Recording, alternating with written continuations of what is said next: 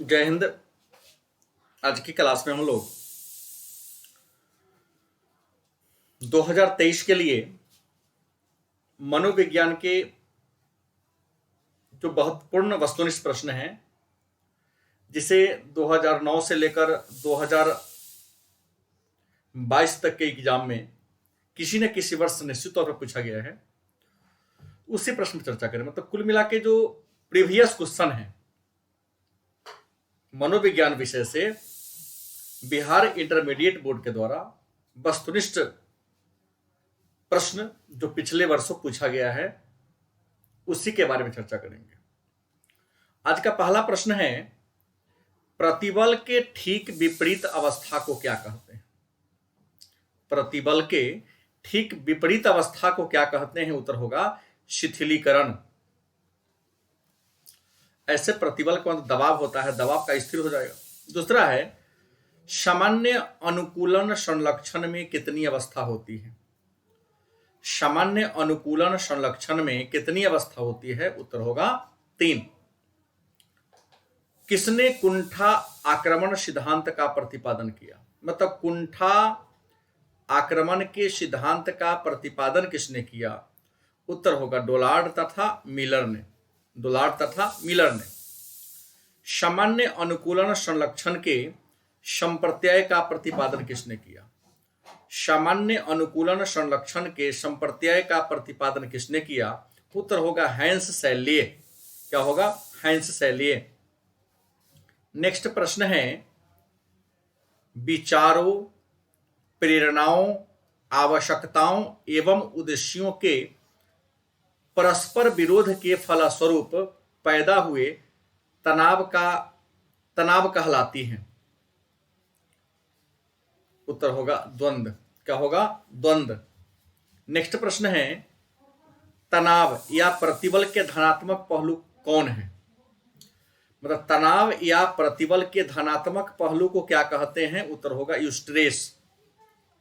अगला है, तनाव या प्रतिबल के ऋणात्मक पहलू को क्या कहते हैं? उत्तर होगा डिस्ट्रेस।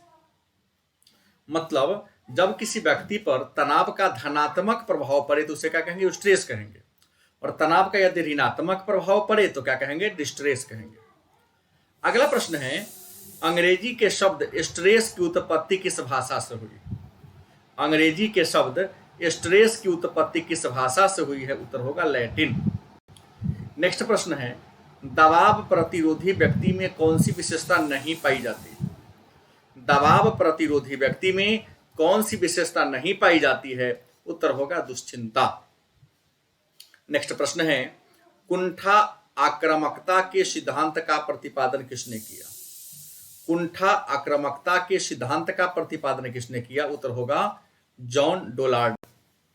अगला है, किसी वस्तु को खोने का बोध क्या कहलाता है? किसी वस्तु के खोने का बोध क्या कहलाता है? उत्तर होगा वंचन। नेक्स्ट है, प्रतिबल के स्रोत हैं। प्रतिबल के स्रोत हैं। उत्तर होगा चिंता, कुंठा और संघर्ष।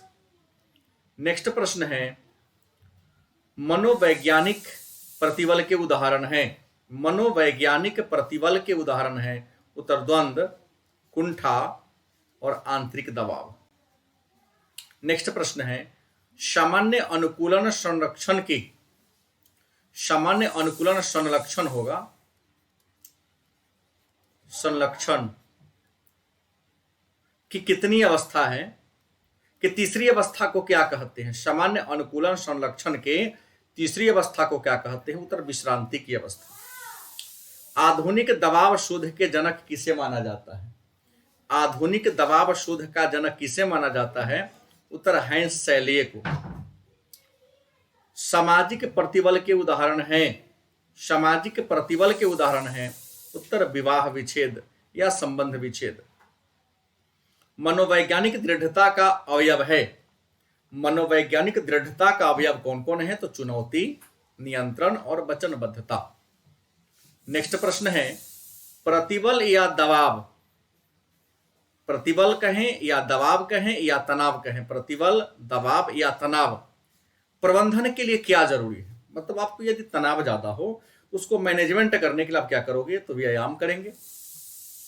मनन, चिंतन मनन करेंगे, बायोफीडबैक में दवा का प्रयोग करेंगे या विश्राम करेंगे। नेक्स्ट है सामान्य अनुकूलन संरक्षण के प्रमुख अवस्था कौन कौन है। सामान्य अनुकूलन संरक्षण की प्रमुख अवस्था कौन कौन है।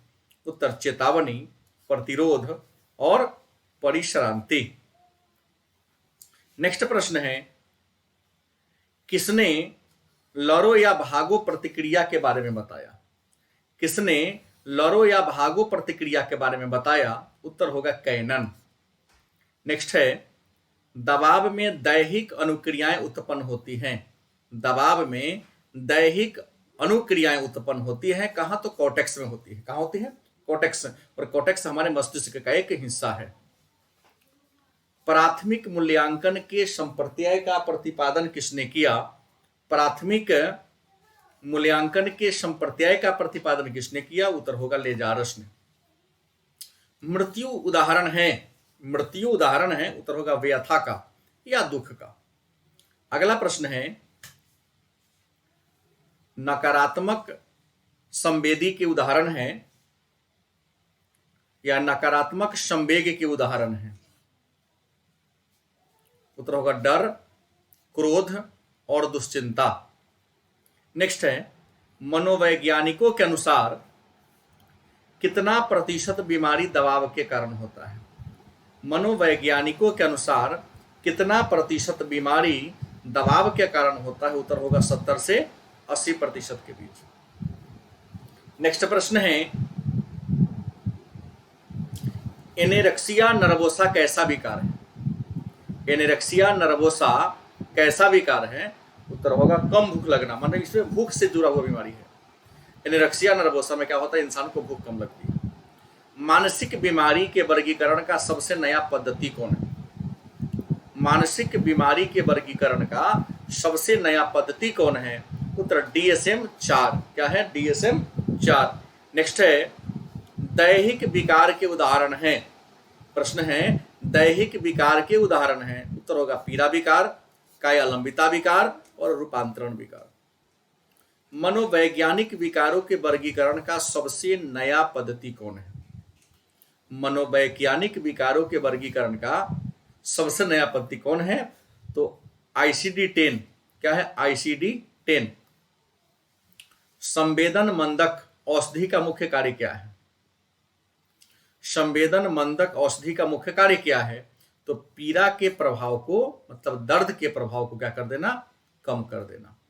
नेक्स्ट प्रश्न है असामान्यता के जैविक कारक कौन कौन हैं, या असामान्यता के जैविक कारक हैं। उत्तर शारीरिक वंचन, अंतःस्रावी ग्रंथियों का प्रभाव और आनुवांशिकता। अगला है ICD-10।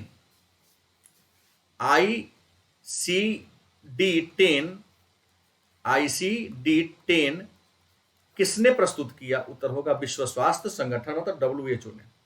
नेक्स्ट है दो ध्रुवीय विकार के रूप कौन कौन है, तो उन्माद और विषाद। उन्माद और विषाद कैसा विकार है, तो दो ध्रुवीय विकार है। स्नायु विकृति के उदाहरण हैं। स्नायु विकृति के उदाहरण हैं चिंता विकृति, बाध्यता विकृति और दुर्भिति। नेक्स्ट है असामान्य व्यवहार तथा सामान्य व्यवहार में, असामान्य व्यवहार तथा सामान्य व्यवहार में किस ढंग का अंतर है। सामान्य व्यवहार और असामान्य व्यवहार में किस ढंग का अंतर है। उत्तर होगा मात्रा का।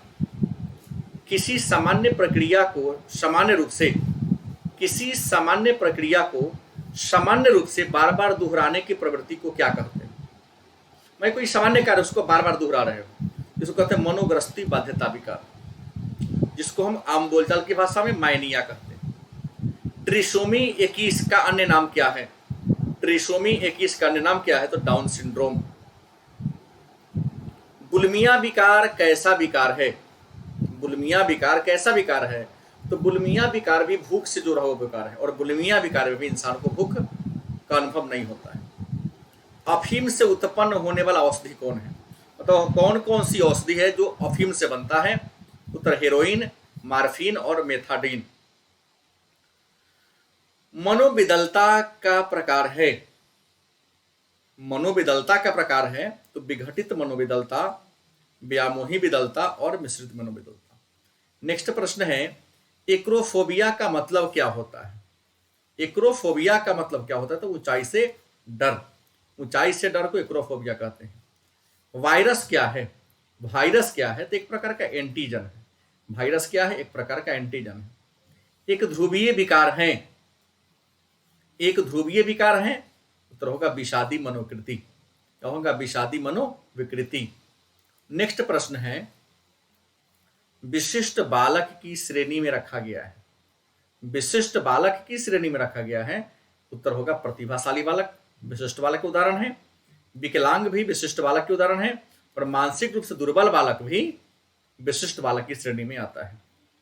मानसिक दुर्बलता का क्या कारण है? मतलब कोई व्यक्ति या कोई बच्चा मानसिक रूप से कमजोर है, मंद बुद्धि का, इसके पीछे कारण क्या है? जन्म के समय आघात, वंशानुक्रम और संक्रामक रोग के कारण भी, बीमारी के कारण भी मानसिक रूप से कमजोर हो जाता है। आंतरिक विकृति से संबंधित है। आंतरिक विकृति मतलब अंदर से जो व्यक्ति में विकृति आ जाती है। क्यों? तो आंतरिक विकृति का उदाहरण दिखेगा आपको, बहुत तेज डर लगना, पसीना आना, हृदय गति का कम होना या तीव्र हो जाना, ये शरीर के अंदर के रोगी होने का पहचान है। मतलब अचानक आपके शरीर से पसीना आ रहा है, बहुत डर लग रहा है, हृदय गति या तो कम हो गई या तेज हो गया, तो निश्चित तौर पे आप किसी न किसी बीमारी से या विकृति से, चिंता से ग्रसित है। असामान्यता की श्रेष्ठ कसौटी कौन है? असामान्यता की श्रेष्ठ कसौटी कौन है? तो समायोजन की अनुपयुक्तता। मतलब जो असामान्य होते हैं वह एडजस्ट नहीं कर पाते हैं कहीं। नेक्स्ट है, दो ध्रुवीयता मनोविकृति के कितने प्रकार हैं? दो ध्रुवीयता मनोविकृति के कितने प्रकार है? उत्तर होगा 2। कैटेटोनिया स्टूपर है तो मनोविदलता का, कैटेटोनिक स्टूपर का संबंध किससे है? तो मनोविदलता से। अगला है, मार्फिन का प्रयोग कहां होता है? मार्फिन का प्रयोग कहां होता है? तो पीड़ा को कम करने में। डोपामाइन की अधिकता से कौन सा रोग होने की संभावना बढ़ जाती है? अगर व्यक्ति के शरीर में डोपामाइन की मात्रा बढ़ जाए, एक प्रकार का रसायन है, तो मनोविदलता बढ़ जाता है। उत्तम स्वास्थ्य के लिए किस भारतीय ऋषि ने अष्टांग मार्ग का प्रतिपादन किया? उत्तम स्वास्थ्य के लिए मतलब स्वस्थ रहिएगा, इसके लिए अष्टांग मार्ग कौन दिया? उत्तर होगा पतंजलि। कौन है? पतंजलि। बंदूरा ने सर्प दुर्भीति को दूर करने के लिए किस प्रविधि का प्रयोग किया? मतलब सर्प मतलब सांप से अगर आपके मन में डर है तो उसको दूर करने का तरीका क्या है? तो मॉडलिंग विधि से आप उस डर को दूर कर सकते हैं। संज्ञानात्मक चिकित्सा पद्धति के प्रतिपादक किसे माना जाता है? संज्ञानात्मक चिकित्सा पद्धति का प्रतिपादक अल्बर्ट एलिस को माना जाता है। नेक्स्ट प्रश्न है, व्यवहार चिकित्सा किस सिद्धांत पर आधारित है? व्यवहार चिकित्सा किस सिद्धांत पर आधारित है? उत्तर होगा सीखने के सिद्धांत पर। विद्युत आघात चिकित्सा का प्रतिपादन किसने किया? विद्युत आघात चिकित्सा का प्रतिपादन किसने किया? उत्तर होगा सरलेटी तथा बिनी ने। किसने? सरलेटी तथा बिनी ने किया था। नेक्स्ट प्रश्न है, योग का पिता किसे कहते हैं? प्रश्न है, योग का पिता किसे कहते हैं? उत्तर होगा महर्षि पतंजलि को। किसे? महर्षि पतंजलि को। रैशनल इमोटिव चिकित्सा पद्धति का प्रतिपादन किसने किया? रैशनल इमोटिव चिकित्सा पद्धति का प्रतिपादन किसने किया? उत्तर होगा एल्बर्ट एलिस। चिकित्सा के मॉडलिंग प्रविधि का जनक किसे माना जाता है? चिकित्सा के मॉडलिंग प्रविधि का जनक किसे माना जाता है? उत्तर होगा बंदूरा को। सेवार्थी केंद्रित चिकित्सा का प्रतिपादन किसने किया? सेवार्थी केंद्रित चिकित्सा पद्धति का प्रतिपादन किसने किया?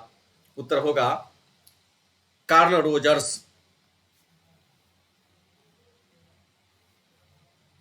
क्या होगा? कार्ल रोजर्स ने किया था। नेक्स्ट प्रश्न है, मनोशल्य चिकित्सा का प्रतिपादन किसने किया? मनोशल्य चिकित्सा का प्रतिपादन किसने किया? उत्तर होगा इगास मोनिज ने। कौन होगा? इगास मोनिज ने।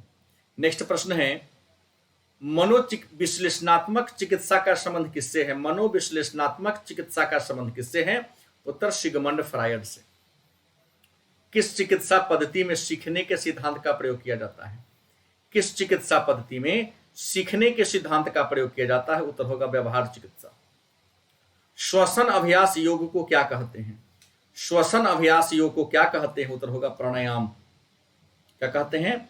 प्राणायाम कहते हैं। नेक्स्ट प्रश्न है, चिकित्सा के किस विधि में मन तथा शरीर की एकता पर बल दिया जाता है? चिकित्सा के किस विधि में मन तथा शरीर की एकता पर बल दिया जाता है? उत्तर होगा गेस्टाल्ट चिकित्सा। क्या होगा? गेस्टाल्ट चिकित्सा। और गेस्टाल्ट चिकित्सा के जनक कौन है? F pulse. विश्व योग दिवस कब मनाते हैं? उत्तर होगा 21 जून को। विश्व योग दिवस कब मनाते हैं? उत्तर होगा 21 जून को। नेक्स्ट प्रश्न है, उद्बोधक चिकित्सा के जनक कौन है? उद्बोधक चिकित्सा के जनक कौन है? उत्तर होगा विक्टर फ्रैंकल। किस चिकित्सा पद्धति में फ्लोडिंग या मॉडलिंग का प्रयोग किया जाता है? किस चिकित्सा पद्धति में फ्लोडिंग या मॉडलिंग का प्रयोग होता है? उत्तर होगा व्यवहार चिकित्सा में। किसमें? व्यवहार चिकित्सा में। नेक्स्ट प्रश्न है, मनोचिकित्सा का लक्ष्य क्या है? मनोचिकित्सा का लक्ष्य क्या है? उत्तर, अनुकूलित व्यवहार को प्रोत्साहित करना, अनुकूलन व्यवहार को प्रोत्साहित करना, सामवेगिक दबाव या द्वंद्व को कम करना और आत्मचेतना को बढ़ाना। यह मनोचिकित्सा का लक्ष्य है। अगला है क्लाइंट केंद्रित, क्लाइंट जिसको आप सेवार्थी भी कह सकते हैं, क्लाइंट केंद्रित या सेवार्थी केंद्रित चिकित्सा पद्धति का विकास किसने किया? उत्तर होगा कार्ल रोजर्स ने। व्यवहार चिकित्सा किस पर आधारित है? नेक्स्ट प्रश्न है कि व्यवहार चिकित्सा किस पर आधारित है? उत्तर होगा अधिगम पर। किस पर होगा? अधिगम पर। नेक्स्ट प्रश्न है, व्यवहार पर आधारित चिकित्सा पद्धति कौन है? व्यवहार पर आधारित चिकित्सा पद्धति कौन है? उत्तर होगा विरुचि चिकित्सा, मॉडलिंग प्रविधि और बायोफीडबैक। नेक्स्ट है, पारस्परिकता अवरोध का नियम आधारित है। पारस्परिकता अवरोध का नियम किस पर आधारित है? उत्तर होगा क्रमबद्ध असंवेदीकरण पर। क्रमबद्ध असंवेदीकरण पर। नेक्स्ट प्रश्न है, किस चिकित्सा पद्धति में अधानुकूलन के नियम का प्रयोग होता है? किस चिकित्सा पद्धति में अधानुकूलन के नियम का प्रयोग होता है? उत्तर होगा व्यवहार चिकित्सा। नेक्स्ट प्रश्न है, संज्ञानात्मक असंवादिता की उत्पत्ति कब होती है? संज्ञानात्मक असंवादिता की उत्पत्ति कब होती है? उत्तर, जब व्यक्ति के सामने दो विरोधी सूचना आ जाती है। जब व्यक्ति के सामने क्या होता है? दो विरोधी सूचना आ जाएगा। नेक्स्ट प्रश्न है, मनोवृत्ति परिवर्तन के दो स्तरीय संप्रत्यय को किसने विकसित किया? मनोवृत्ति परिवर्तन के दो स्तरीय संप्रत्यय का विकास किसने किया? उत्तर होगा एस.एम. मोहासिन। फिट्जहाइडर का संतुलन POX मॉडल में ओ का मतलब क्या होता है? तो ओ का मतलब अदर, और अदर का मतलब क्या होगा? दूसरा व्यक्ति।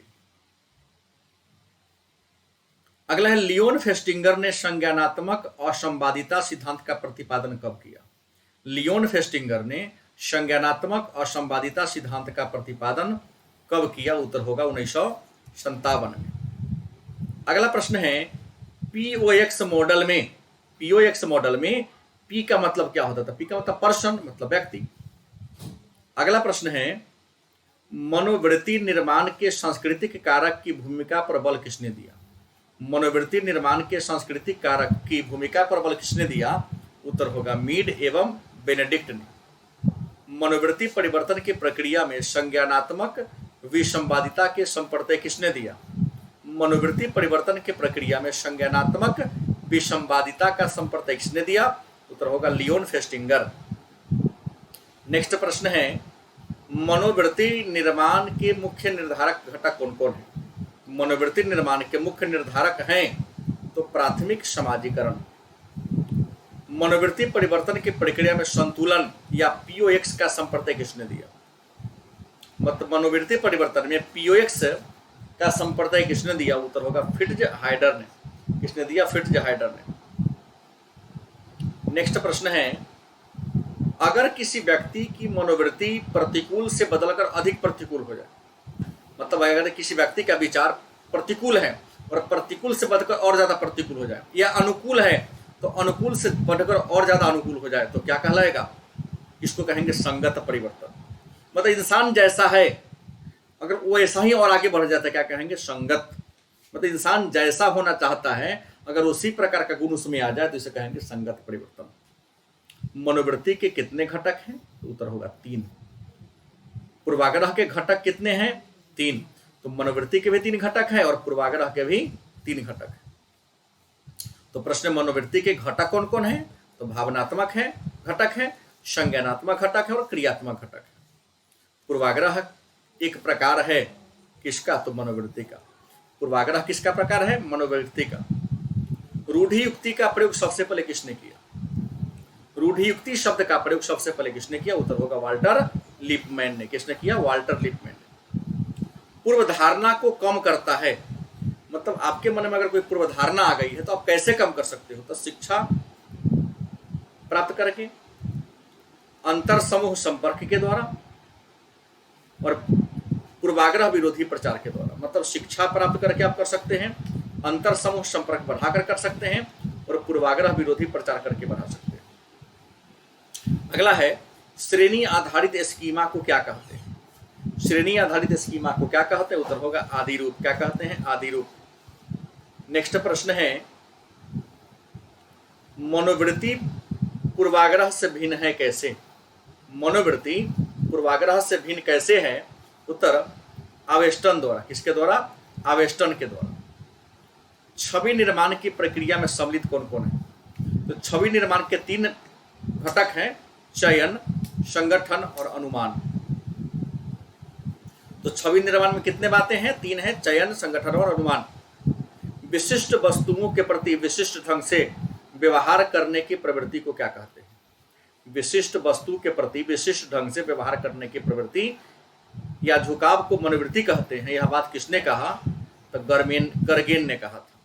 विशिष्ट वस्तु के प्रति विशिष्ट ढंग से व्यवहार करने की प्रवृत्ति या झुकाव की मनोवृत्ति को क्या कहते? को मनोवृत्ति कहते हैं। बात किसने कहा था? तो गर्गेन ने कहा था। छवि निर्माण के कितने घटक हैं? हमने ऊपर कहा था। यहाँ छवि निर्माण के 3 घटक हैं, चयन, संगठन और अनुमान। तो छवि निर्माण के कितने पक्ष हैं? तो 3 होगा। नाम है चयन, संगठन और अनुमान।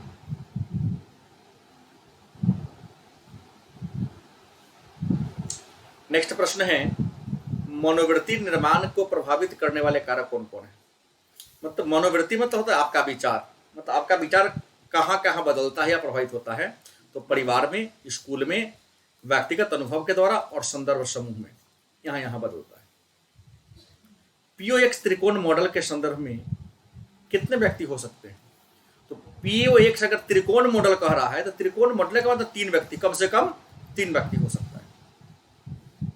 नेक्स्ट है यदि स्रोत व्यक्ति में विश्वसनीयता अधिक होती है, यदि स्रोत व्यक्ति में विश्वसनीयता अधिक होती है तो इसमें क्या होगा? मतलब कोई व्यक्ति अगर कोई आपको बात कह रहा है और वह व्यक्ति जो है विश्वसनीय ज्यादा है तो आपका मनोवृत्ति क्या होगा? जल्दी बदलेगा। लेकिन यदि जो व्यक्ति बात कह रहा है और व्यक्ति विश्वसनीय नहीं है, गलत बोलता है, तो आपका मनोवृत्ति क्या होगा? नहीं बदलेगा। गुणारोपण के आंतरिक चरण कारक को क्या कहते हैं? गुणारोपण के आंतरिक कारणों को क्या कहते हैं? उत्तर होगा अभिप्रेरणात्मक कारक। क्या कहते हैं? अभिप्रेरणात्मक कारक। नेक्स्ट प्रश्न है केलमैन के अनुसार सामाजिक प्रभाव के प्रकार कौन कौन हैं? केलमैन के अनुसार सामाजिक प्रभाव के प्रकार कौन कौन हैं?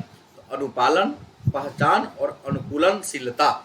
अनुकूलनशीलता, ये 3 प्रकार है। ये रहा मनोविज्ञान के वस्तुनिष्ठ प्रश्न जो किसी न किसी वर्ष परीक्षा में पूछा गया है। तो आज के क्लास में इतना ही। धन्यवाद।